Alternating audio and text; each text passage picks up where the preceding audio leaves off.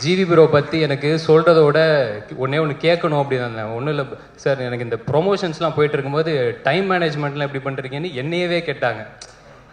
எனக்கு என்னென்னா ஒரு வேலை தான் பார்க்குறோம் நாங்கள், ஒரே ஒரு வேலை, அதை கரெக்டாக பண்ணி கொண்டு போய் சேர்க்குறதே போராட்டமாக இருக்கிற இந்த காலத்தில் நடிக்கிறீங்க, பாட்டு பாடுறீங்க, பாட்டு போடுறீங்க, இது கான்சர்ட் வேற, எல்லாத்தையுமே முடிச்சுட்டு தூங்குறீங்களா சார்?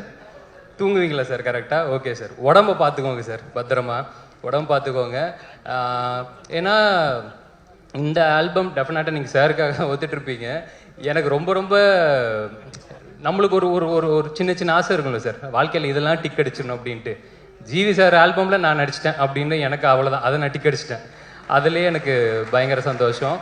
எனக்கு என்னென்னா ப்ளஸ் அந்த சொன்னது உங்களுக்கு ஹிட் மிஷின் ஒரு பேர் வச்சுருக்காங்க தெரியும்ல சார், அந்த மிஷின் இந்த இந்த இந்த படத்தை நல்லா தள்ளிடும்னு நான் நம்புகிறேன்.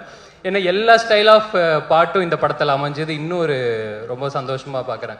அவர் எப்படி எல்லா ஜானரும் பண்ணணும், அது ஹிட்டு கொடுக்கறது சாதாரண விஷயம் கிடையாது. ஏன்னா இப்போ அமரன் அது ஒரு ஜானரில் இருக்கும், இப்போ ரீசெண்டாக அந்த பராசக்தி சிங்கிள் ஆகட்டும், குட் பேட் அக்லி ஆகட்டும், ஒன்று வேறு இதில் இருக்கும்போது எக்ஸ்டர்னரி அதெல்லாம் பெர்ஃபார்ம் பண்ணி எனக்கு என்னென்னா இந்த படத்தில் எல்லா ஸ்டைலேருந்து ஒரு பாட்டு அமைஞ்சதே ரொம்ப சந்தோஷம் சார். ஓவராலாக இந்த ஆல்பம் வந்து டெஃபினட்டாக மக்களுக்கு இன்னும் நல்ல படத்துக்கு அப்புறம் போய் சேரும் நம்புகிறேன்.